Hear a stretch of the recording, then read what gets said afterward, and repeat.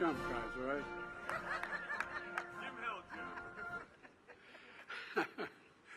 Thank you, Gwen, for that introduction. And a big congratulations to your fellow longshoremen who just won a record wage gains. You deserve it, man.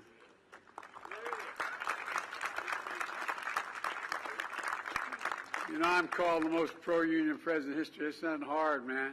It's a simple proposition. Middle class built this country, and unions built the middle class. Period. I mean it.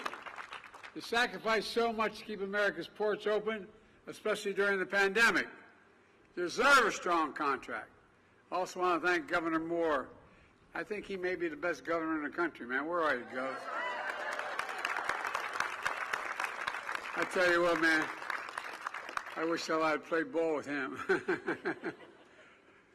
You know, and Mayor Scott, there you go. Stand up, man. Let him see you. This guy's got, being a mayor of a major city is one of the hardest jobs in American politics. They think you have all the answers and they know where you live. And Johnny O, county exec, where are you, Johnny? There you are. I used to be a county councilman. I think it's the hardest job in America. People think you know what you have. You don't have nearly what you think you have. You think you can solve all your problems, and when you can't, you get in trouble. And they know where you live, too, so thank you, Johnny O. Appreciate it. We look forward to seeing you in Congress next year, man. Look forward to seeing you in Congress. And Senator Ben Cardin, Senator Chris Von Halen. What the hell's his name? He's new. Chris and I have been doing this for so many years now, it's getting old. Or at least I'm getting old. Chris isn't getting old. And Ben, we're going to miss you in the Senate. We're going to miss you in the Senate. And I want to thank Congressman Mafumi and Ruppersberger and Sarbanes. But, you know, every time I see Sarbanes, he seems about a foot taller. I don't know, man. Work his dad taught me that I better understand and learn. I better learn Greek or I'm going to be in trouble. And my good friend, and he is a good friend, we've shared a lot together, Steny Hoyer. Steny, thanks for all you've done, pal. And for my cabinet EPA director, Michael Regan. You know, last spring in the dead of night, that massive container ship crashed into Key Bridge.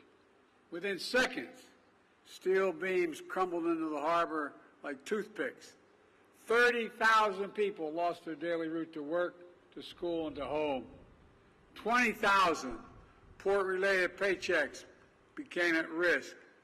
6 construction workers were killed in the process. All were Marylanders, hard-working, strong, and selfless. I remember their families, as many of you did, and I vowed to them we'd never forget the contributions these men made to this city. And we do everything possible to reopen this port as fast as it possibly could be. I'm proud to say, with all the folks assembled here and the unions assembled here, you did just that. The Port of Baltimore is back open for business. I want to thank the Coast Guard, the Navy, the Army Corps of Engineers, helped remove 50,000 tons of concrete and steel wreckage. 50,000 tons. Some thought the Mississippi Channel would be blocked for 6 months or more, but you cleared it in 78 days. 78 days. On top of this, my administration provided $60 million in federal funding for response and recovery, offered grants to displaced port workers to get paid to help with the cleanup, and teamed up with businesses to keep auto and farmer shipments moving. Result, 8,000 workers back on the job. Over 100,000 tons of cargo pass through this port again on a daily basis. But as I promised last spring, we won't stop until the new bridge is finished completely. Finished. I'm calling on Congress to fully fund it this year, before we go out, this year. New bridge built with American steel and union labor. And that's not all. For years I've been saying it's not enough just to rebuild America. We have to build it back better and stronger than before.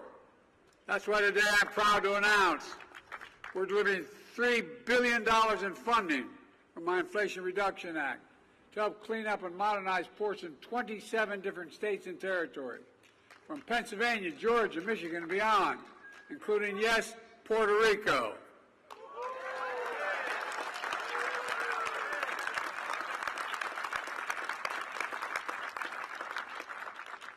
I'd like to take that guy for a swim out there. Anyway.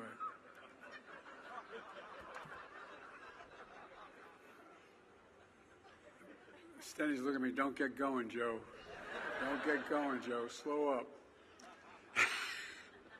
But this also includes a $447 million for the Port of Baltimore to upgrade its cargo equipment, infrastructure, and power grid. Folks, ports are the linchpin to America's supply chain. They keep goods moving, keep the economy strong, and they employ over 100,000 union workers, from Teamsters to longshoremen. But for too long, they've run on fossil fuels and aging infrastructure, putting workers at risk and exposing nearby communities to dangerous pollution. Studies show more childhood asthma, lung disease, and heart disease and cancer in folks who live close to ports. It's about environmental justice. I asked Gloria, who you heard from earlier, or any of the neighbors in Turner Station, or across the water in Curtis City, communities too long left behind, simply wrong.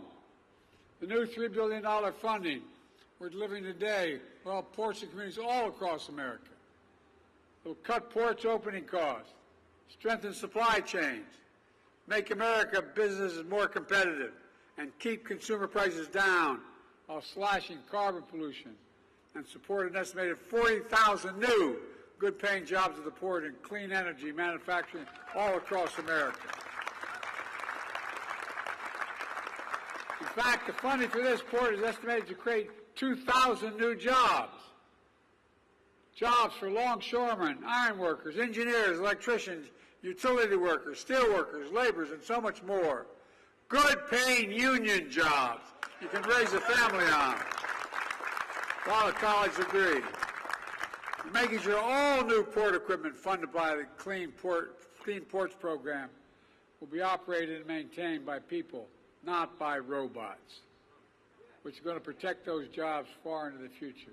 Folks, this is just a small part of what we call investing in America agenda. To invest in America and all Americans. It's working. Just look at how far we've come from the crisis we inherited from my predecessor. Example, my American Rescue Plan, which not a single Republican voted for, I might add, although there's conversions, delivering immediate economic relief to those who need it most and got us through the pandemic. The bipartisan infrastructure law is one of the most significant laws ever written to modernize our roads, our bridges, our ports, our airports, help replace every poisonous lead pipe in America, and bring affordable high-speed internet to every household. My predecessor promised Infrastructure Week every week for 4 years, but he never built a damn thing. My Chips and Science Act, also bringing semiconductor and advanced manufacturing back home where it belongs, where it started. And through the Inflation Reduction Act, we made the largest investment ever in history to fight climate change and accelerate clean energy, which is the way my predecessor said, by the way, he'd repeal it if elected. Folks, a lot at stake here. We're all investing in America and that stuff. Guess what? We got the strongest economy in the world, the whole damn world.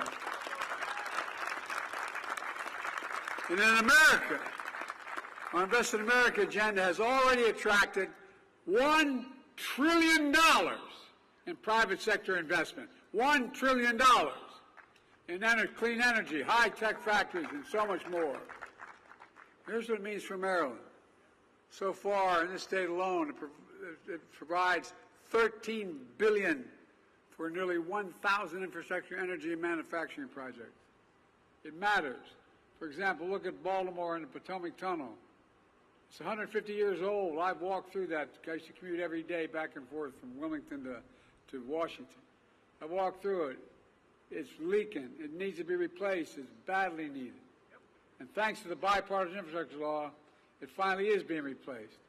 When the project is done, it will shorten commute time significantly, increase safety, and in the process will create 20,000 new construction jobs. And that's just one example of the investment. Folks, it's clear, after years of broken promises by the last administration, Kamala and I and our entire administration are delivering for America. We created a record 16 million new jobs, more than any single presidential term in American history. Wages are up. We brought inflation down to the same rate it was before the pandemic. In fact, wage gains have outpaced inflation. Some people have more money in their pockets. Interest rates are falling. Unemployment's been this low. It hadn't been this low for this long. It's been over 50 years because of you all. Manufacturing's making a comeback. Where the hell's it written saying we can't be the manufacturing capital of the world? Where is that written? So we're bringing jobs back home and factories home. And by the way, we've invested more in red states than in blue states. Because I said when we got elected, we'd president for all Americans. More in red states than in blue states. And those of you in Congress know that there's a group of Republican members of the House saying we got to keep this going. Because all of a sudden they're realizing how helpful it is. America once again has the world's strongest economy. Folks have filed a record 19 million new business applications since we took office. Each filing for new business application is an act of hope. Put it all together. In thousands of cities and towns, we're seeing the great American comeback story. Consumer confidence is up this month larger than ever. The economy is growing. Middle class is doing well. We're showing we're the only nation in the world that always emerges stronger from a crisis than we went into the crisis. The only one. We have to keep that progress going and growing. Let me close with this. When I see this port now, cranes in the air, ships and cargo on the move, I hope and feel what I hope you feel. A real sense of pride. I mean it sincerely. Pride. Pride in your community. Pride in our country. Pride in the capacity of our labor unions. That's what Baltimore Strong is all about. It's about pride. I know because generations of Bidens lived here since the 1850s. My dad was born here. He always told me, the true measure of a person is not how often you get knocked down. It's how fast you get back up. That's Baltimore. It gets back up fast. That's Maryland. It gets back up. And that's why I've never been more optimistic for our future. We just have to remember who the hell we are. We're the United States of America. And there's nothing beyond our capacity when we do it together. So let's keep working together. God bless you all, and may God protect our troops. Thank you, thank you, thank you.